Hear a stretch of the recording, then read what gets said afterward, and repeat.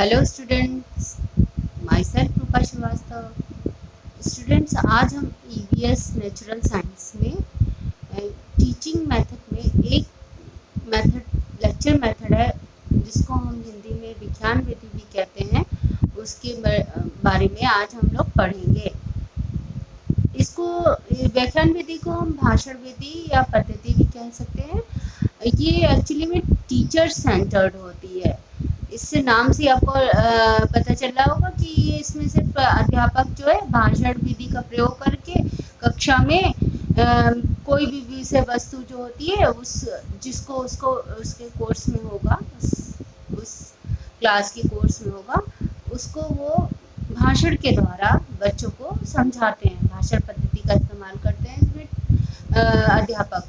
और इसमें अध्यापक जो होता है पूर्ण रूप से सक्रिय होता है और वह एक कुशल वक्ता की तरह काम करता है। और वो वो भाषण ही इसी के द्वारा अपनी सारी चीज़ें मतलब विषय वस्तु बच्चों को समझाता है। कक्षा में जो भी पाठ है उसको पढ़ाना है, उसको वो कंटेंट को वह सिर्फ लेक्चर मेथड के द्वारा भाषण दे के बच्चों को समझाता है।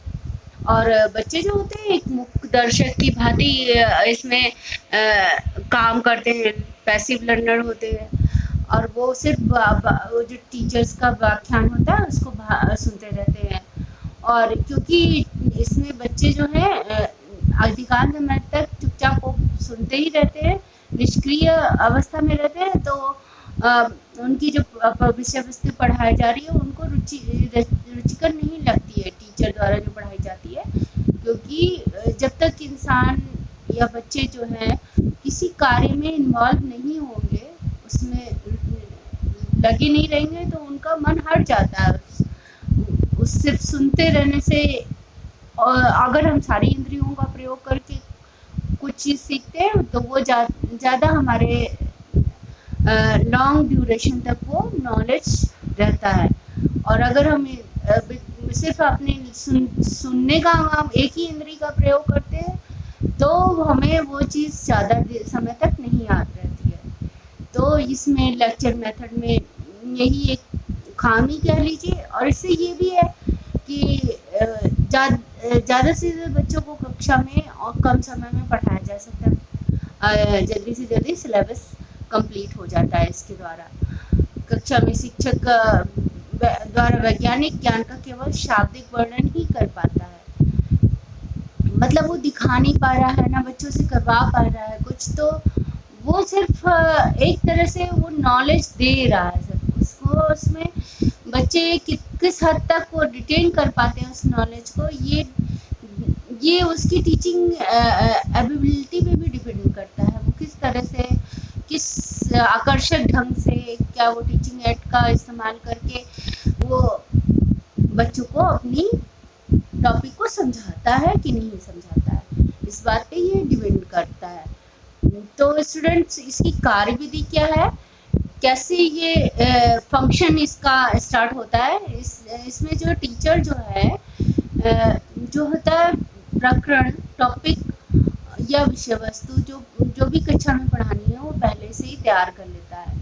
और उन सभी बातों को जिनको जो कुछ भी पढ़ाना है वो मौखिक रूप से छात्रों को सुनाता है कि कैसे कैसे क्या होता है। और बच्चे जो है उनको जो जो इम्पोर्टेंट लगता है उसको वो नोट डाउन भी कर लेते हैं।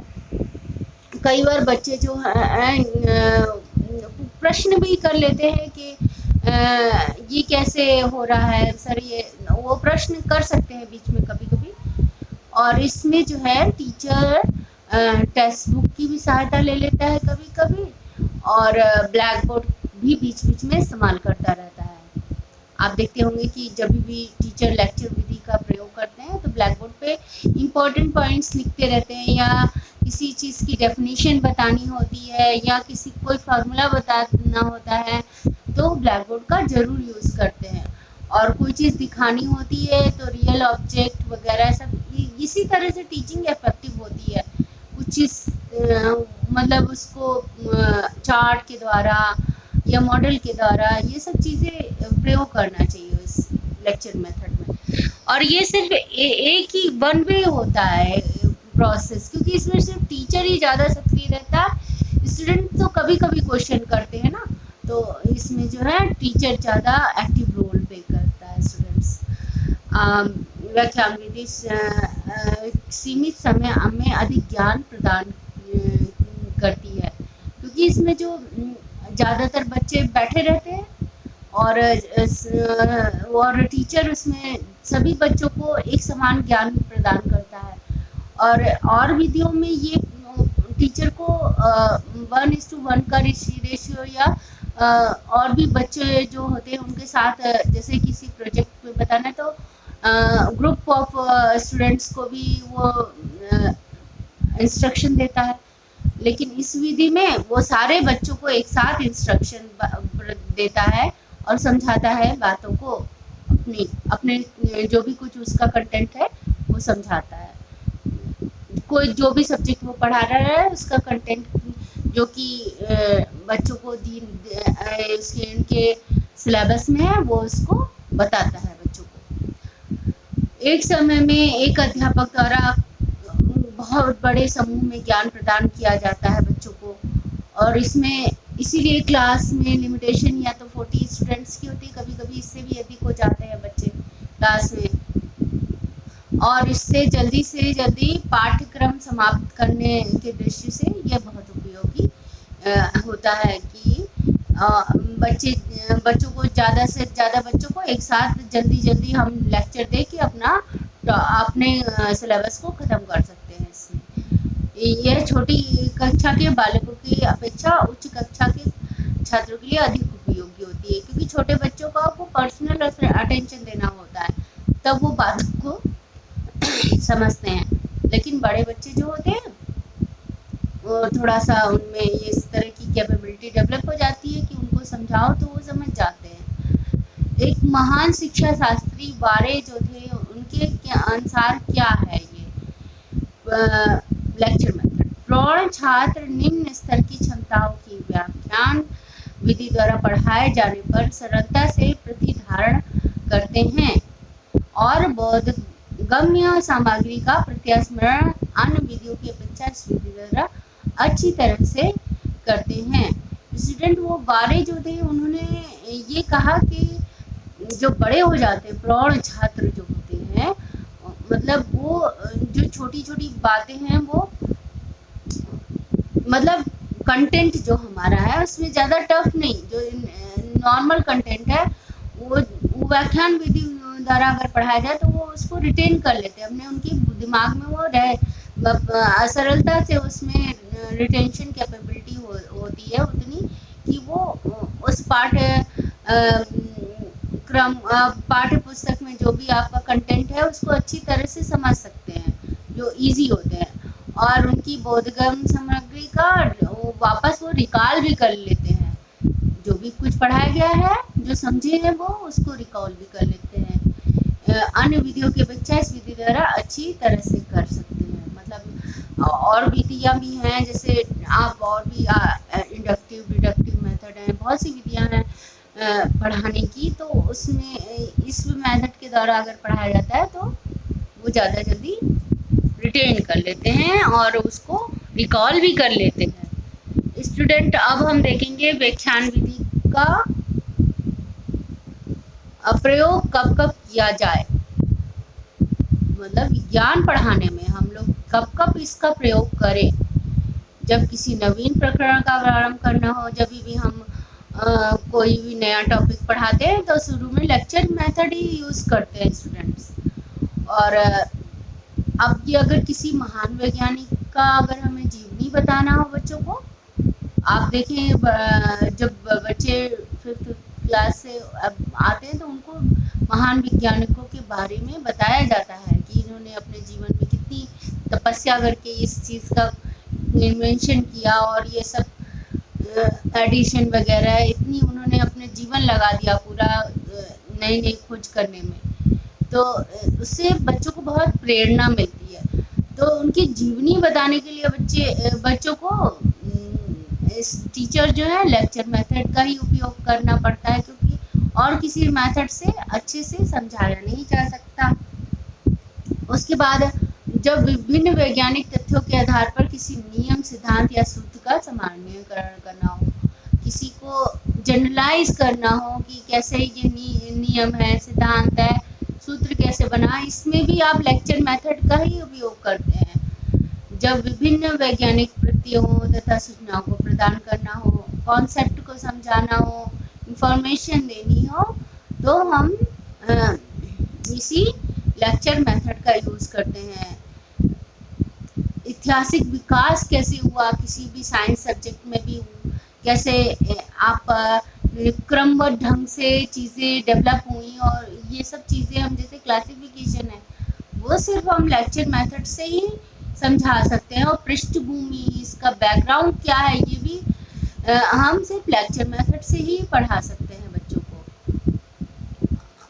और जब कभी समरी बतानी होती है आपको टॉपिक की, तभी आप लेक्चर मेथड ही के द्वारा बच्चों को अच्छी तरह से समझा सकते हैं। अब जब ये विज्ञान की सैद्धांतिक एवं जटिल विषय वस्तु की व्याख्या करनी हो, जब कभी कभी कॉम्प्लेक्स कोई चीज़ें आ जाती हैं, तो उनको बार बार लेक्चर मेथड द्वारा हम आसानी से समझा सकते हैं बच्चों को। और जब हमें टॉपिक्स, अपने पाठ्यक्रम जो है सिलेबस, उसको लिमिटेड टाइम है, उसमें ड्यूरेशन में हमें कंप्लीट कराना हो, तभी हम लेक्चर मेथड का यूज करते हैं। और पुस्तक में दी गई विभिन्न सूचनाओं का पता लगाना हो, तब भी हम लेक्चर मेथड का उपयोग करते हैं स्टूडेंट्स। और जब पूर्व ज्ञान की जांच तथा पुनरावृत्ति करनी हो, और ये जब हम कितना नॉलेज है बच्चों को, पूर्व ज्ञान कितना है, और जब हम रिकैप्चुलेशन करते हैं, तब भी हमें ये लेक्चर मेथड यूज करना पड़ता है स्टूडेंट। और कब करते हैं, जब हम अध्यापक अपने व्यक्तिगत रुचिकर एवं उपयोगी अनुभव बता दें हो, तो भी वो यूज करते हैं कि मतलब हमने ऐसे किया तो ये चीज़ें हमको सरलता से समझ में आ गई, तभी वो लेक्चर मेथड का अपने अनुभव बताते हैं। और मतलब रुचि का, और कैसे उन्होंने इस सब्जेक्ट में रुचि डेवलप की और उसकी उपयोगिता को अनुभव की, वो सब चीज़ें टीचर अपने स्टूडेंट्स को लेक्चर मेथड द्वारा ही समझाते हैं। वैज्ञानिक खोजों का ज्ञान से परिचित कराना हो, तभी भी स्टूडेंट्स को टीचर लेक्चर मेथड द्वारा ही समझाते हैं। टीचर शुरू में कक्षाओं में, सारी कक्षाओं में वो एक तरह से ही बच्चों को मतलब अपने जीवन की, जो उन्होंने विभिन्न तरीके से पढ़ाई की, क्या खोज, किसके बारे में कैसे नॉलेज हासिल किया, वो एक्सपीरियंस शेयर करते हैं बच्चों से। तो वो भी बच्चों के बड़े काम आती है कि सर या मैम हमारी ये बता रही थी। जब एक ही समय में बहुत से छात्रों को शिक्षण कराना होता है, जब एक ही समय में बहुत से छात्रों को शिक्षण कराना होता है, तभी आपको ये लेक्चर मेथड यूज करना होता है। एक साथ हम सारे बच्चों को डिमॉन्स्ट्रेट भी कर सकते हैं, और लेक्चर मेथड तो बेस्ट रहता ही रहता है। और बाकी अगर हमें खुद भी बच्चों को खुद से करना हो चीज़ें, तो मुश्किल हो जाती है थोड़ी। और व्याख्यान स्टेप्स इन लेक्चर मेथड हम नेक्स्ट देखेंगे स्टूडेंट्स। व्याख्यान पद्धति के 3 पद होते हैं, मतलब स्टेप्स क्या हैं। पहले जब टीचर पढ़ाने के लिए क्लास में आता है, तो वो प्लानिंग करता है। प्लानिंग बाय द टीचर होती है स्टार्ट इसमें सबसे पहले, कि क्या हम पढ़ाएंगे, कौन सा कंटेंट आज बच्चों को समझाएंगे। और अध्यापक पहले योजना बनाता है कि कैसे कैसे हम उसको मतलब कैसे हम अपना लेक्चर डिलीवर करेंगे क्लास में। उसके बाद अध्यापक प्रस्तुति करता है, मतलब प्रेजेंटेशन जो क्लास ही में संभव हो पाता है, व्याख्यान देता है, लेक्चर देता है। और और थर्ड स्टेप में बच्चे उसको रिसीव करते हैं, स्टूडेंट्स। इसकी इसलिए 3 स्टेप ये प्रोसेस है। और ये इसको हम ब्लॉक में अगर अच्छे से बना के रिप्रेजेंट करेंगे तो और भी अच्छा रहेगा। जैसे कि देखिए इसके स्टेप्स जो हैं, अध्यापक द्वारा योजना बनाना, फिर उसके नेक्स्ट स्टेप हमारा अध्यापक द्वारा व्याख्यान देना है, और लास्ट में छात्रों द्वारा अनुग्रहण करना है। इसमें planning by the teacher, next presentation by the teacher, next हमारा है रिसीविंग बाय द स्टूडेंट्स। व्याख्यान पद्धति केंद्र बिंदु में आप ये तो सर्वविदित है कि ये बहुत ही एंशिएंट मेथड है, और ये पूर्व काल से ही, आदि काल से ही टीचर इस मेथड से पढ़ाते थे। और ये जो है टीचर सेंटर्ड टीचिंग है। इसमें टीचर हमेशा ही सक्रिय रहता है, और वो बच्चे छात्र जो होते हैं वो अनुक्रिया करने के लिए पूर्ण रूप से स्वतंत्र नहीं होते हैं। कुछ भी क्रिया वो चुपचाप सुनते ही रहते हैं, क्योंकि उन्हें अध्यापक के व्याख्यान के साथ जुड़े रहना पड़ता है। और इसमें ये उनको शांति से बैठना भी पड़ता है इसके लिए। फिर अब स्टूडेंट इसके स्टेप्स हम लोग ने जान लिए और क्रियाविधि भी जान ली। अब हम लोग देखेंगे व्याख्यान विधि के गुण क्या है, merits of lecture methods.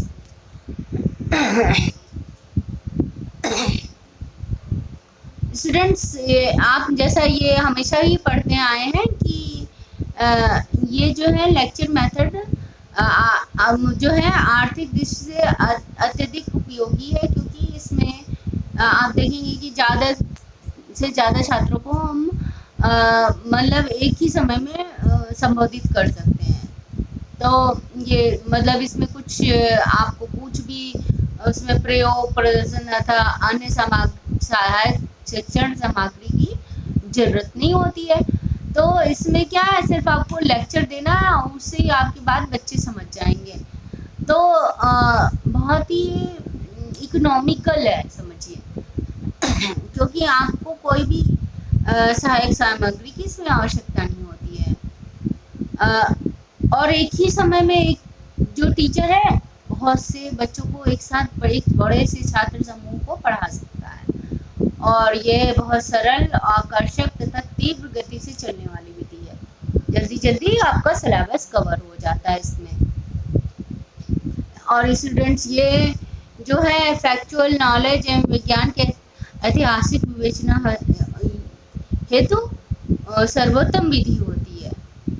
History में मोस्टली आप इसी विधि का प्रयोग करते हैं। और यह विधि जो है इस विधि में शिक्षक तथा शिक्षार्थी दोनों ही इसमें अधिक परिश्रम नहीं करना पड़ता। इसमें अधिक विषय वस्तु से कम समय में पढ़ाना संभव हो जाता है। टीचर भी जो है लेक्चर दे उसको कुछ एफर्ट नहीं करने पड़ते हैं, बस अपने नॉलेज की बेस पे वो अपना कंटेंट डिलीवर करता है बच्चों को। और बच्चे भी उनको भी ज़्यादा एफर्ट नहीं करने होते हैं, वो कॉपी में इंपॉर्टेंट पॉइंट्स लिख लेते हैं, बस उनका कोर्स धीरे धीरे इस तरह से कंप्लीट हो जाता है।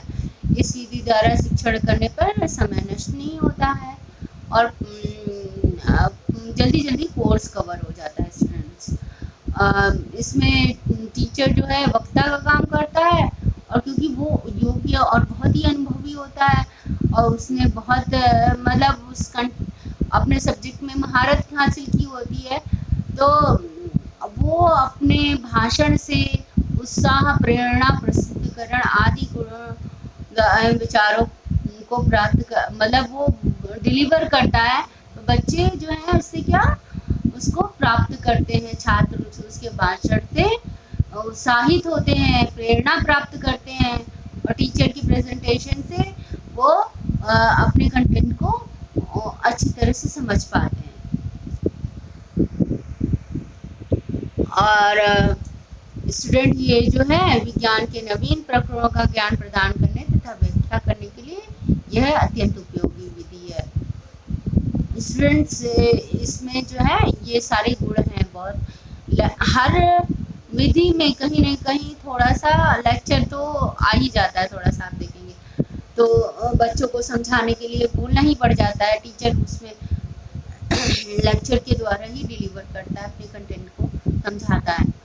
और कई बार और जैसे कि प्रोजेक्ट मेथड वगैरह इसमें तो नहीं, इसमें उसको प्रेरणा का स्रोत बनना पड़ता है।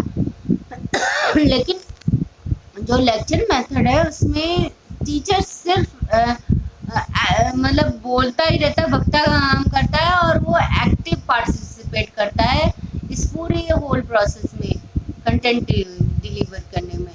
बच्चे कहीं कहीं एक्टिव रहते हैं जब उनको क्वेश्चन पूछना होता है और या वो लिख रहे होते हैं थोड़ा थोड़ा कि इम्पोर्टेंट पॉइंट्स लिख लेते हैं कि ये जैसे कि डेफिनेशन टीचर ने बताई वो लिख लेंगे, और भी कुछ इम्पोर्टेंट पॉइंट्स बताया, इसका मतलब इसको टफ वर्ड है उसका मीनिंग बताया, वो सब लिख लेंगे।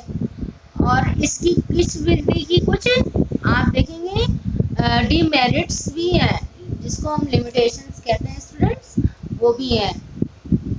ये जो है आप देखेंगे कि ये जो मनोवैज्ञानिक सिद्धांतों के प्रतिकूल है। क्यों प्रतिकूल है स्टूडेंट्स? क्योंकि इसमें छात्रों को कोई इम्पोर्टेंस नहीं दी जाती है, वो सिर्फ चुपचाप सुनते रहते हैं। बस उनको अगर कहीं नहीं समझ में आया तो वो कह सकते हैं कि सर या मैम ये हमको नहीं समझ में आया, या इसका मतलब क्या होता है। और ये टीचर सेंटर्ड होता है, टीचर जो कंटेंट चाहता है वही डिलीवर करता है, जो सोच के आता है वही बातें बताता है बच्चों को। और इसमें मेमोराइजेशन अधिक, मेमोरी पे अधिक बल दिया जाता है स्टूडेंट्स। इसमें प्रयोगात्मक तथा क्रियात्मक कार्यों का महत्व नहीं है। जैसे बच्चे जो है लर्निंग बाय डूइंग नहीं कर पाते हैं इसमें, और निरीक्षण, परीक्षण तथा अन्य तार्किक शक्तियों के विकास का अवसर नहीं दिया जाता है बच्चों को इसमें, क्योंकि वो जब तक चीज़ों को निरीक्षित करके देखेंगे नहीं, समझेंगे नहीं खुद से, तो विज्ञान की दृष्टि से इतना ज़्यादा उपयोगी नहीं हो पाएगा वो, क्योंकि उनका इसमें जो एक तो उनकी तार्किक क्षमता का भी विकास नहीं होगा, और इससे नॉलेज गेन करने में थोड़ा उनको मेमोरी पे ही अपने बिलीव करना होगा। और जब तक वो अपने आप से देखेंगे नहीं चीज़ों को तो समझेंगे वो अपनी मेमोरी बेस पे जितना समझ जाए वही बात मतलब साइंस के लिए ज़्यादा इसमें आप कुछ कंटेंट डिलीवर कर सकते हैं, लेकिन ज़्यादातर मतलब जो चीज़ें बच्चे देखते हैं समझते हैं उन पे ही इसलिए ये साइंस में ज़्यादा बहुत बढ़िया टेक्निक नहीं मानी जाती है कि पढ़ाने की, इसीलिए इसमें तार्किक शक्ति का विकास नहीं हो पाता है। बच्चों जो हैं उसमें क्या लॉजिकल थिंकिंग करेंगे कि मैम बोल रही हैं या सर बोल रहे हैं, वो ना समझ पा रहे हैं चीज़ों को, देख भी नहीं पा रहे हैं तो समझेंगे कैसे। और वो जब तक उसको महसूस नहीं करें, डेमोन्स्ट्रेशन मेथड इसलिए ज़्यादा बेहतरीन होता है, डेमोन्स्ट्रेशन प्लस लेक्चर मेथड। इसमें बच्चों को दिखाया जाता है, समझाया जाता है, और इकोनॉमिकल भी वो होता है, इसकी गति तीव्र होती है स्टूडेंट्स, ये जो व्याख्यान विधि है। और कुछ सब्जेक्ट हैं जिसमें लेक्चर मेथड ही यूज़ किया जा सकता है, इसके कारण छात्रों को विषय वस्तु समझने में कठिनाई होती है, क्योंकि वो देख नहीं पाते ना, और जब तक चीज़ों को देख नहीं पाएंगे वो समझने में उनको आसानी नहीं होगी।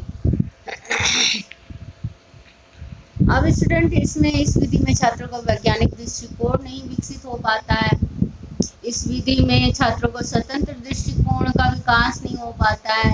एक होता है ना कि अपना कुछ व्यू होता है, इंडिपेंडेंट व्यू होता है कि एक अपना कि ये चीज़ ऐसी होती है, वो जब तक देखेंगे नहीं बस सुनेंगे तो उनको समझ में जो आएगा वही समझ पाएंगे, और जब तक वो रियलिटी में क्या है वो उसको अनुभव नहीं करेंगे तो स्वतंत्र दृष्टिकोण उनका कैसे विकसित होगा। और इंडिपेंडेंट थिंकिंग भी इसीलिए नहीं विकास हो पाती है इसमें।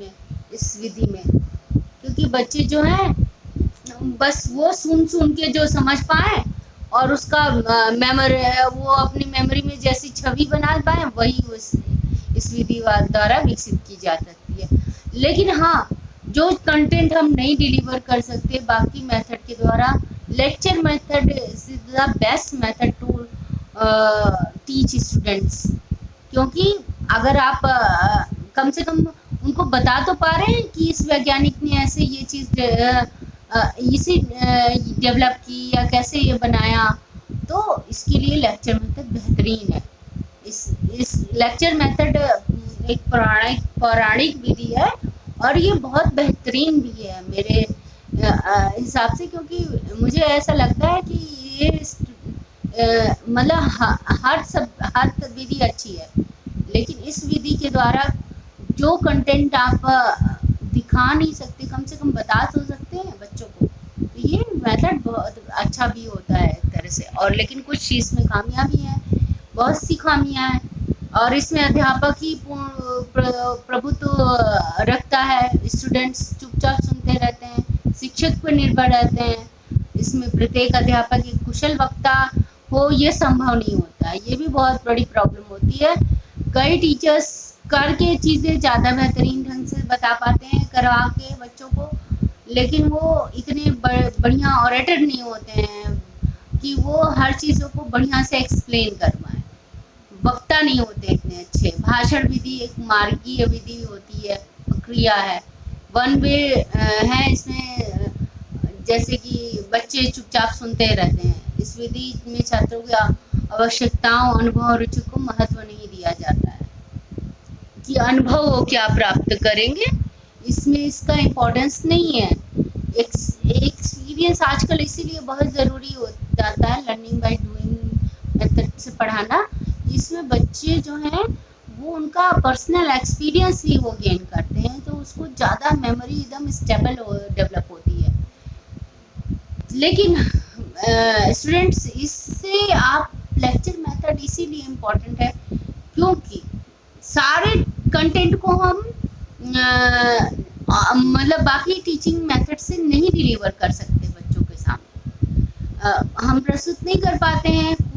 कई कुछ टॉपिक हम इसलिए आपके शिक्षण में हर एक विधि का इस्तेमाल करना चाहिए आपको, और लेक्चर मेथड तो बेस है ही हर विधि का, आप देखेंगे तो। और इसमें जो लेक्चर मेथड बेहतरीन विधि है, ये इसकी कुछ सीमाएं हैं, ये भी है, लेकिन हर विधि का यूज़ एक अच्छे शिक्षक को करना चाहिए। स्टूडेंट्स, आई होप सो ये आप समझ रहे होंगे कि विज्ञान में हर एक विधि का इन्वॉल्वमेंट है, लेकिन कहीं ना कहीं लेक्चर मेथड भी कई टॉपिक के लिए बहुत इम्पोर्टेंट है। Thank you students for today.